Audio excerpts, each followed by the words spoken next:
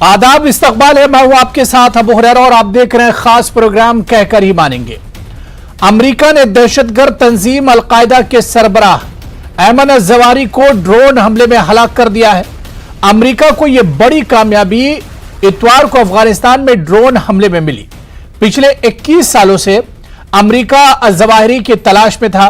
अमेरिकी खुफिया agency CIA ने दहशतगर्दी के खिलाफ ऑपरेशन के दौरान इन्हें हलाक कर दिया। हुकाम के मुताबिक अज़वाहिरी को उस वक्त निशाना बनाया गया जब वो घर की बालकनी में बैठा था। फिर ड्रोन के जरिए इस पर 2 मिसाइल दागे गए। कहा यह जाता है कि अज़वाहिरी ने 2001 में अमेरिका पर होने वाले हमलों में मदद की थी। अमेरिकी सदर जो बाइडेन ने भी इस बड़ी कार्रवाई के बाद कहा है कि अब इंसाफ मिल गया है।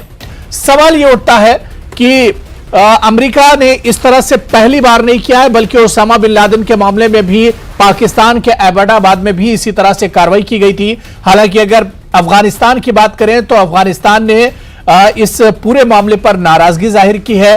अफगानिस्तान के तर्जुमान का बयान आया है। उन्होंने कहा कि यह उसूल और ज़वाबित की एक तरह से खिलाफ वर्जी है। यह बैनुल अक़वामी उसूल और दोहा मुआहदे की वाज़ेह खिलाफ वर्जी है। जबकि कई ममालिक ने अमेरिका के इस कदम पर एक तरह से उसकी सताइश की है। सवाल कई तरह के उठते हैं और सबसे अहम सवाल यह उठता है कि क्या 9/11 का बदला एक तरह से पूरा हो गया है ज़वाहिरी के मारे जाने के बाद, या दुनिया में अलकायदा का जो खौफ था क्या उसमें किसी तरह की कमी आएगी और अलकायदा अब यहां से टूट जाएगा। इसी पर हम बात करेंगे। बहुत खास मेहमान मेरे साथ जुड़े हुए हैं। बहुत जल्दी अपने मेहमानों का आपसे तारुफ करा देता हूं। मेरे साथ प्रोफेसर अजिताभ जी हैं जो कि फॉरेन एक्सपर्ट हैं। एम्बेसडर अनिल तिरुगुनाथ जी हैं, साबिक एम्बेसडर हैं, सफीर हैं। ब्रिगेडियर तरुण मदान जी मेरे साथ जुड़े हुए हैं जो कि डिफेंस एक्सपर्ट हैं, और अमरीश सक्सेना जी हैं जो कि फॉरेन एक्सपर्ट हैं। सभी मेहमानों का बहुत इस्तकबाल है न्यूज़ 18 उर्दू में। मैं सबसे पहले एम्बेसडर अनिल तिरुगुनाथ जी आपसे ही शुरुआत करना चाहूंगा कि अमेरिका का जो दावा है कि अयमन अज़वाहिरी को मार गिराया गया है, इस हलाकत के बाद और इस खबर के बाद सर क्या लग रहा है कि 9/11 का जो अटैक था क्या उसका बदला एक तरह से मुकम्मल हो गया, या इस हलाकत को किस तरह से देखा जाए? जहां तक अमेरिका की बात है, वो 9/11 की वजह से ही अफगानिस्तान में आए थे जी। और जब पहली बार जैसा आपने बताया कि बिन लादेन को उन्होंने 10 साल के बाद लगभग 2011 में मार गिराया, उसके बाद में ज़वाहिरी जो है वो लीडर बने अलकायदा के। और ज़वाहिरी ने कितनी भी प्रॉब्लम्स हैं उसके बावजूद सारे कई देशों में उन्होंने और कॉन्टिनेंट्स में अलकायदा को फैलाया है काफ़ी कुछ। तो उसके चलते आप ये कह सकते हैं कि सबसे second high value target $25 million का उनके ऊपर पहले ही शुरुआत से ही एक इनाम रखा हुआ था। तो उनके मरने से कुछ तो फर्क होगा, क्योंकि आइडियोलॉग थे नंबर 1, दूसरे ऑर्गेनाइजेशन में बड़ा एक्सपर्ट माना जाता था ज़वाहिरी को। तो इन सब चीज़ों से थोड़ा फर्क तो जरूर आएगा एटलीस्ट शॉर्ट टर्म में। और अमेरिका की जहाँ तक बात है, उनका एक तरह से दोनों ही मेन जो लीडर्स बचे हुए थे उनको उन्होंने टेक आउट कर दिया है। पहली बार ओबामा ने और दूसरी बार हमने देखा। तो डेमोक्रेट्स इससे अपना कुछ पॉलिटिकल एडवांटेज भी डोमेस्टिकली उठा पाएंगे। दूसरी चीज, जैसा वो कहते हैं कि जैसे बुश ने कहा था कि we will smoke them out, और इसी तरह से आज बाइडेन ने भी यही कहा है कि we will take them out. जहां भी है, जैसा भी है, जो हमारे देश के लिए खतरा साबित होगा उसको हम वहीं पे जाके मारेंगे। तो ये सब चीज दिख ही रही है कि आज की डेट में अमेरिका ने उस चीज को अपना एक तरह से पार्टली मुकम्मल किया। लेकिन अगर हम ये सोचें कि अलकायदा बिल्कुल खत्म हो जाएगा या अलकायदा बिल्कुल वीक हो जाएगा, तो मैं समझता हूं ये बड़ी भारी गलती होगी। बिल्कुल, यानी कि इस हलाकत के बाद भी अलकायदा या दहशतगर्दी पर कोई बहुत ज्यादा फर्क नहीं पड़ेगा। मैं प्रोफेसर अजिताभ जी आपके पास आना चाहूंगा, जहां पर एम्बेसडर अनिल तिरुगुनाथ जी ने बात खत्म की है कि इस हलाकत के बाद हम ये मान के चलें कि दहशतगर्दी खत्म हो जाएगी, या इससे भी अहम सवाल यह है कि क्या अलकायदा टूट जाएगा? अलकायदा क्या उस पर किसी तरह का फर्क पड़ेगा इस हलाकत के बाद? जैसा उन्होंने कहा कि अलकायदा एक बहुत ही संगठित, ज़वाहिरी का ये कंट्रीब्यूशन है कि उसने बड़ा संगठित रूप से काम किया, चुपचाप काम किया। लेकिन इससे अलकायदा खत्म हो जाएगा उसके मरने से, ऐसी कोई बात नहीं है। अलकायदा इनफैक्ट जो उसके नेक्स्ट लीडर की बात की जा रही है, वो उसको बहुत ज्यादा एग्रेसिव माना जाता है और वो शायद और ज्यादा खतरनाक हो। अभी तक जवाहिरी चुपचाप काम करता था, अब ये नए लीडर को ये अपने को आपको एस्टैब्लिश करने के लिए दिखाना होगा कि वो कुछ कर सकता है। तो उस केस में हो सकता है कि वो कुछ वारदात ऐसी करे वर्ल्ड कम्युनिटी के लिए जो अच्छा नहीं होगा, खास करके इस समय जब हम कोविड जैसी और कई से आर्थिक रूप से भी बहुत ज्यादा वर्ल्ड प्रॉब्लम फेस कर रहा है। तो उस केस में मुझे लगता है अलकायदा के नए लीडर का आना और उसका अगर एस्टेब्लिशमेंट में कोई होगा, चाहे वो पाकिस्तान से उसको रिलेशन, यहाँ पे पाकिस्तान कनेक्शन की भी बात हो रही है, शायद पाकिस्तान ने इनको छोड़ दिया, या दूसरी तरफ तालिबान लोग चैलेंज कर रहे हैं इनको। मुझे एक स्टेटमेंट याद आता है, अहमद मसूद जो तालिबान के जो विरोधी खेमे के लीडर हैं पंजशीर के, उन्होंने अभी कुछ दिन पहले स्टेटमेंट दिया था कि भाई तालिबान का अलकायदा से, ISI से उतना ही बड़ा कनेक्शन है और सारे जो वर्ल्ड के टेररिस्ट ऑर्गेनाइजेशन है उनको पनाह देने के लिए तालिबान फिर से आगे आया है। और सारे उस प्रेडिक्शन को मैं देखता हूं, अहमद मसूद का प्रेडिक्शन बिल्कुल सही हो रहा है कि तालिबान फिर से उजागर ये हो गया है कि तालिबान इन सारे जो उपद्रवी थे, और खास करके इंडिया के केस में देखा जाए तो जैसे मोहम्मद की बात की जाए या और जो लश्कर ए तैयबा की बात की जाए, इन संगठनों का भी अभी तो हमने देखा नहीं है डायरेक्ट, बट मुझे इस बात का भी बहुत एक डर है कि ये सारे भी तालिबान के सपोर्ट से वहां पे आश्रय अपने ऑलरेडी पा चुके हैं और कल को और ज्यादा खतरनाक रूप से ये वर्ल्ड कम्युनिटी के लिए एक खतरा हो सकता है। नहीं, बिल्कुल जाहिर सी बात है, यह तशवीश की बात है कि अफगानिस्तान के काबुल में अज़ावरी पर यह अटैक किया गया है और वहां पर वो खत्म हुआ। इसका मतलब कि दहशतगर्दी अभी भी अफगानिस्तान में एक तरह से पनप रही है। ब्रिगेडियर तरुण मदान जी, मैं आपके पास आना चाहूंगा। सर, वो अफगानिस्तान जहां पर आज लोग भूखों मर रहे हैं और हिंदुस्तान भी उसकी मदद के लिए एक तरह से हाथ बढ़ा रहा है, लेकिन उसी अफगानिस्तान में आप देखिए कि अज़वारी जैसे लोग मौजूद हैं। बिल्कुल ऐसा है कि कोई किसी, मैंने कहा ना, सपोर्ट के बगैर किसी की मौजूदगी वहां नहीं हो सकती। अब लोग कह रहे हैं कि अमेरिका ने उनको टारगेट कर लिया, तो ये इंटेलिजेंस किसने दी कि वो वहां पे मौजूद है, फिर उसको ट्रैक किया गया। ये कोई एक्शन एक दो दिन में नहीं होता है, ये महीनों की ट्रैकिंग होती है कि कौन कहाँ है मौजूद, क्या काम कर रहा है। तो ये सारी इंफॉर्मेशन मिलती रही है। दूसरी बड़ी बात, आप किसी की एयर स्पेस में आपने इंट्रूड करा है, आपका ड्रोन गया है, तो क्या जो वहां के लोकल मिलिशिया हैं उनको मालूम नहीं था कि उनकी एयर स्पेस में इंट्रूजन हुआ? इसी का उदाहरण जैसे जो हुआ था पाकिस्तान में उसामा बिन लादेन के साथ, उसका भी उदाहरण देना चाहूंगा। तो ये कहना कि हमको मालूम नहीं था और ये हो गया, मेरे को ये बात समझ में नहीं आती। कई बार सिर्फ ऊपर से भी लोग बोल देते हैं कि हम इसका साथ नहीं देते, हम इसको अप्रूव नहीं कर सकते हैं, बट हो सकता है कि अंदर से साथ दे रहे हैं और वो चुप हो कि ये हो गया एलिमिनेट। अब इसके साथ एक अहम मुद्दा और है जो मैं सामने लाना चाहता हूं। देखिए, ये ऐसा है कि आपने सवाल औरों से भी पूछा कि क्या इसका अंत हो जाएगा। कभी भी टेररिज्म का अंत नहीं होता। जैसे हम फौज में भी अक्सर बोल देते हैं, अगर कंपनी कमांडर मारा गया तो कंपनी 2IC आ जाएगा, वो मारा गया तो कंपनी ऑफिसर आ जाएगा, कहीं ना होगा तो अंत में जो हवलदार खड़ा है वो आ जाएगा हमारे साथ। तो कोई ना कोई इनका आदमी जरूर होता है जो टेक ओवर करेगा, और अगर उस टेक ओवर में प्रॉब्लम नहीं है तो ग्रुप में कभी स्प्लिट नहीं होगा। तो ये चीजें चलती रहेंगी, खत्म नहीं होंगी। एक बहुत अहम मुद्दा यह भी है कि ये सारी चीजें पनपी क्यों? Why were these things not nipped in the bud? अगर आप हिस्ट्री में जाएं कि ये सारी चीजें कहां से आई, अलकायदा कैसे बना, किस किस देश ने उसको सपोर्ट किया, आप हिस्ट्री में आप जाके देखें। अभी यहाँ इतना बोलना ठीक नहीं होगा। तो ये सारी आपको चीजें मिल जाएंगी। और आपने कहा कि अलग अलग टेररिस्ट ऑर्गेनाइजेशन, चोर मौसेरे भाई होते ही, ये सब आपस में मिल ही जाते हैं कहीं ना कहीं जाके, जब उनका उद्देश्य एक हो जाता है। बिल्कुल। मैं अमरीश सक्सेना जी आपके पास आऊंगा। इस पर अफगानिस्तान का सर जो रिएक्शन है इस अटैक पर, बहुत अजीबोगरीब। अफगानिस्तान ने इस पर कहा कि दोहा जो ट्रीटी है उसकी खिलाफ वर्जी है और ये इंटरनेशनल जो कानून है उसके अगेंस्ट अमेरिका ने कदम उठाया है।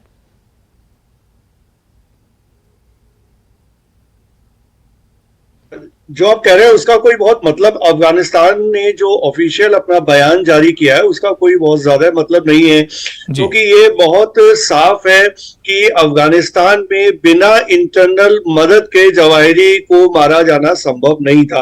अब अफगानिस्तान में चूंकि तालिबान की सरकार है और तालिबान के काफी जो सहयोगी हैं, चाहे हक्कानी गुट की हम बात करें, विरोधी गुट है, मसूद गुट की बात करें, सारे ग्रुप्स हैं, लेकिन हमें ये देखना पड़ेगा कि तालिबान के अंदर इनफाइटिंग बहुत ज्यादा है।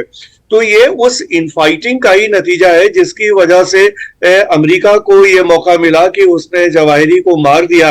लेकिन इससे कुछ होने वाला है नहीं मेरे हिसाब से, क्योंकि जितने दिन अमेरिका की फौजें अफगानिस्तान में रही, बावजूद इसके ना तो तालिबान खत्म हुआ, ना हक्कानी गुट खत्म हुआ, सारे गुट मौजूद थे, लेकिन चूंकि अमेरिका की फौजें थी इसलिए वो कोई बड़ी वारदात नहीं कर पा रहे थे। तो अब अमेरिका तो वहीं असफल हो गया जहां वो इतने लंबे समय तक अफगानिस्तान में रहने के बाद भी आतंकवाद को खत्म नहीं कर पाया, आतंकवादी संगठनों को खत्म नहीं कर पाया। और जो बाइडेन का बयान है इसका मुझे कोई बहुत मतलब नजर नहीं आता। आपने एक अल जवाहिरी को मार दिया, पहले आपने ओसामा बिन लादेन को मार दिया, उससे क्या हुआ? ओसामा के बाद भी चला संगठन, अल-कायदा उसके बाद भी, और जो हमने पढ़ा भी है खबरों में कि जो उसको टेक ओवर करने के लिए जवाहिरी के बाद ये सैफ अल अदी का नाम आ रहा है, जो काफी खुकार माना जाता है और जो फील्ड ऑपरेशंस में काफी माहिर माना जाता है। तो ये एक एस्पेक्ट। इसके अलावा हमें ये भी ध्यान रखना पड़ेगा कि अल-कायदा के साथ और कौन कौन है या हो सकता है। तो यहाँ पर हमें इस्लामिक स्टेट की बात भी करनी पड़ेगी, आईएस की बात भी करनी पड़ेगी। इसके बाद जो ऑफशूट्स हैं आईएस के, जैसे आईएसकेपी है, इस्लामिक स्टेट जो खुरासन प्रोविंस में जो अफगानिस्तान बेस्ड ऑर्गेनाइजेशन है उसकी, तो ये सारे सहयोगी संगठन हैं और इनके रहते ये एक छोटी सी कामयाबी तो जरूर है, बट ये इसका कोई बहुत ज्यादा मतलब नहीं है। अगर अमेरिका यानी इस हलाकत का बहुत ज्यादा असर नहीं पड़ेगा, और जिस तरह से तमाम पैनलिस्ट ने ही ये बात कही कि दहशतगर्दी पर इससे बहुत ज्यादा असर नहीं पड़ने वाला है। मैं एम्बेसडर अनिल तिरुगनाथ जी आपके पास आना चाहूंगा। सर, 2-3 अब सवाल यहां पर उठते हैं कि वही अफगानिस्तान जहां पर पिछले 20 साल तक अमेरिका रहा, और उसी अफगानिस्तान में अज़वाहिरी जैसा जो मिलिटेंट है वो एक तरह से छुपा हुआ था, अमेरिका ने जाने के बाद उसको मारने का दावा किया, वो बात अपनी जगह। लेकिन सर, एक सवाल और उठ रहा है कि तालिबान की हुकूमत आने के बाद तालिबान कह रहे हैं कि मिलिटेंटों को यहां पनाह नहीं दी जाएगी, लेकिन अज़वाहिरी का वहां पर मारा जाना यह जाहिर करता है कि तालिबान के अंडर में अभी भी दहशतगर्दी और मिलिटेंसी पनप रही है। अब सर, सवाल यहां पर अहम यह उठता है कि हिंदुस्तान या अफगानिस्तान के जो पड़ोसी मुल्क है उनके लिए कितना बड़ा खतरा है?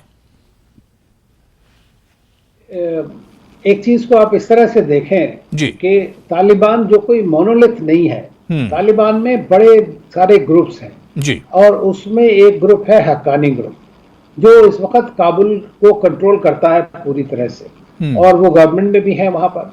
और हक्कानी ग्रुप को कंट्रोल कौन करता है? लोग जो डीप स्टेट है पाकिस्तान की, और तो अगर वो इस बारे में इन्वॉल्व हुए हैं अमेरिका को सपोर्ट करने में, जवाहिरी को निकालने के लिए जिस तरह मारा गया, तो कहीं ना कहीं तो इस तरह सपोर्ट उनको मिला है। और अगर उनका सपोर्ट नहीं मिला है तब आप समझ सकते हैं कि तालिबान की जो मेन लीडरशिप है ऊपर, वो कंट्रोल में पूरी तरह से नहीं है। और उनका जो सबसे बड़ा खतरा उनको है, वो मैं समझता हूं, और जो एग्जिस्टेंशियल थ्रेट दोनों के लिए है, वो है आईएसकेपी। वो मेन तरह से एक दूसरे के बिल्कुल पूरी तरह खिलाफ है। लेकिन हमको एक चीज नहीं भूलनी चाहिए कि डिफरेंट बड़े बड़े टेररिस्ट ग्रुप्स जो हैं वो इन सब के बीच में आदान प्रदान होता रहता है, कभी इसको ज्वाइन कर लेगा, कभी उसको ज्वाइन कर लेगा। तो there is a free movement of various terrorist into different groups. ये होता है, बड़ी देखी गई है जो चीज, जो लोग डे टू डे बेसिस पे इसको करते हैं। खतरा भारत के लिए ये है कि अल-कायदा और आईसिस दोनों जो हैं वो ग्रुप्स बेसिकली एक बड़ी एक्सपेंसिव अप्रोच रखते हैं, ग्लोबल अप्रोच के साथ काम करते हैं। तालिबान का लोकलाइज्ड अप्रोच है। तो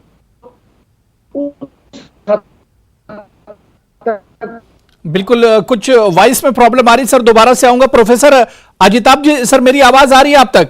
और जो बात एम्बेसडर अनिल तिरुगनाथ जी कह रहे थे कि भारत के लिए खतरा और यही सवाल मेरा भी था, किस तरह का खतरा, क्योंकि उसामा बिन लादेन के बाद हमने देखा कि अलकायदा टूटा नहीं या अलकायदा कमजोर नहीं पड़ा और अल जवाहिरी जो है वो एक तरह से उसे लीड कर रहा था। तो क्या अब आपको लग रहा है कि हिंदुस्तान या अफगानिस्तान से मिले हुए जो ममालिक हैं उनके लिए खतरा एक तरह से बना हुआ है? बिल्कुल बिल्कुल खतरा है भारत के लिए, बल्कि खतरा कमा नहीं है। अमेरिका ने जिस तरह से अफगानिस्तान को छोड़ा जी, वो अफगानी जनता के लिए और साथ में जो पड़ोसी मुल्क हैं जैसे हिंदुस्तान, इनके लिए वो बहुत बड़ा चैलेंज है। और खतरा ये है कि जब ये सारे ग्रुप तालिबान, अलकायदा, ISIS, उसके अलावा जो पाकिस्तानी टेररिस्ट ग्रुप हैं, चाहे वो लश्कर तैयबा हो चाहे जैसे मोहम्मद हो, हमें नहीं भूलना चाहिए वो दुर्दिन जब हमारे इंडियन एयरलाइंस के प्लेन को IC-814 को हाईजैक करके और किस तरह से कंधार ले जाया गया। तो अगर उस तरह की पुनरावृत्ति को रोकना है तो इन चीजों को संगठित होने से विश्व समुदाय को रोकना होगा। भारत के लिए बहुत बड़ा चैलेंज है। हालांकि भारत ने हमेशा से अफगानी लोगों के लिए, अफगानी जो कहते हैं people to people connect, Bharat ने हमेशा से कोशिश की है कि जनता से जुड़ाव हो। और उसके लिए अभी भी आपने देखा भारत कितना वहां चाहे गेहूं की सप्लाई हो, मेडिसिन की सप्लाई हो, कंटिन्यू रख रहा है। तालिबान के आने के बावजूद भी भारत ने कोशिश की है संबंधों को सुधारने की। उन तालिबान से इन्होंने कनेक्ट किया है। लेकिन इस तरह की जो वारदात चाहे जवाहिरी के मारे जाने की खबर आई है और इससे और भी चीजें निकल के आएंगी। आई एम श्योर कि पाकिस्तान कनेक्शन तो है ही, चाहे वो हक्कानी ग्रुप हो या और भी हो, भारत के लिए ये सरदर्द बनने का जा रहा है आगे। तो भारत के लिए खतरा कंटिन्यूअस बना रहेगा।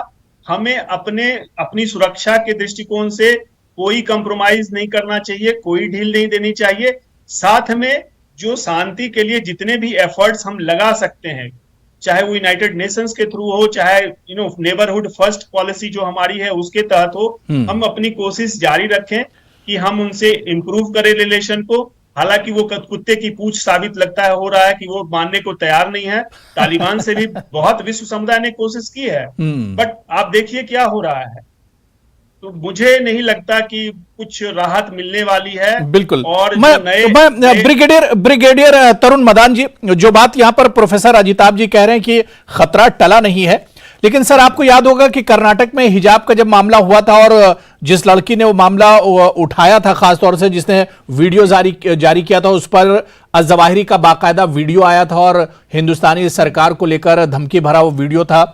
तो सर क्या लगता है कि अभी भी अल-जवाहिरी जरूर खत्म हो गया, उसकी हलाकत जरूर हो गई, लेकिन खतरा टला नहीं है? जो बात प्रोफेसर साहब या अनिल त्रिगुनाथ जी से पहले कह रहे थे, खतरा अभी भी है और बहुत होशियार रहने की जरूरत है।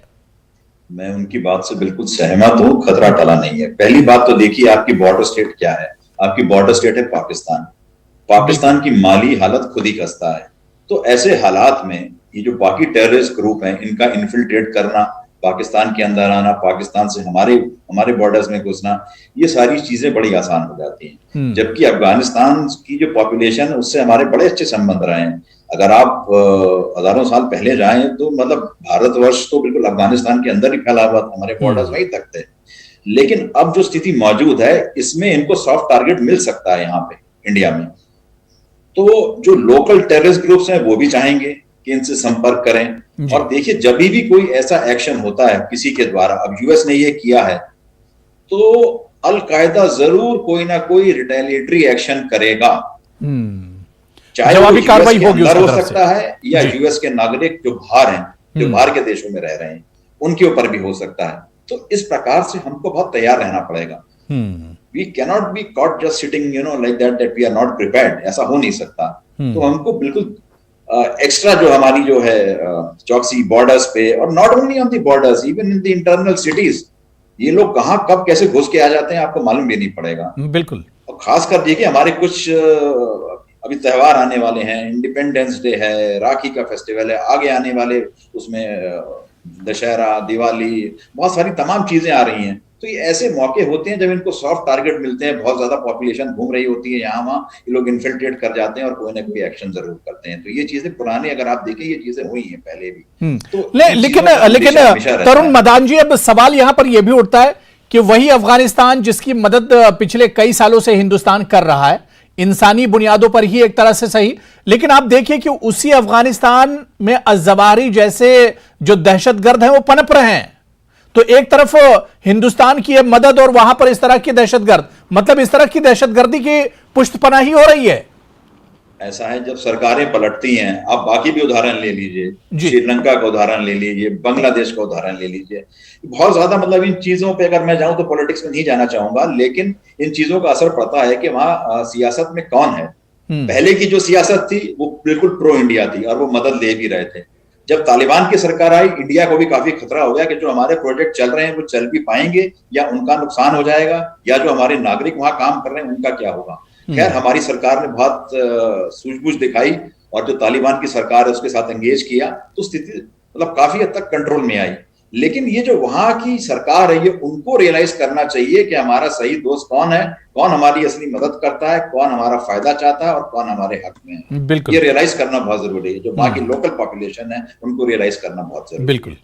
मैं अमरीश सक्सेना जी, सर एक चीज जो एक बहुत अहम सवाल उठता है कि आप देखिए 2001 में 9/11 का वाकया होता है और उन दहशतगर्दों को खत्म करने के लिए अमेरिका जैसे सुपर पावर को 21 साल लग गए।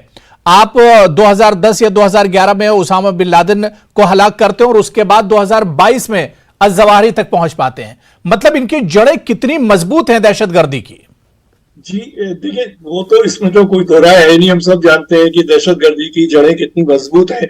और सिर्फ एक संगठन नहीं है, एक संगठन के साथ दूसरा तीसरा जुड़ा हुआ है। अलकायदा सिर्फ अकेला नहीं है, तालिबान, फिर तालिबान के बाद ISIS था, फिर अब IS है, फिर IS के भी ऑफशूट्स हैं और विद इन द अफगानिस्तान इतने तरह के ऑर्गेनाइजेशन है। तो कोई एक व्यक्ति नहीं है, यहाँ एक व्यक्ति जाता है उसके पीछे दूसरा खड़ा है, दूसरा जाएगा तीसरा खड़ा है, एक संगठन खत्म होगा दूसरा संगठन आ जाएगा। तो ये इतना आसान नहीं है इस दहशतगर्दी को खत्म करना। और मेरे हिसाब से अमेरिका पूरी तरह से नाकामयाब रहा है।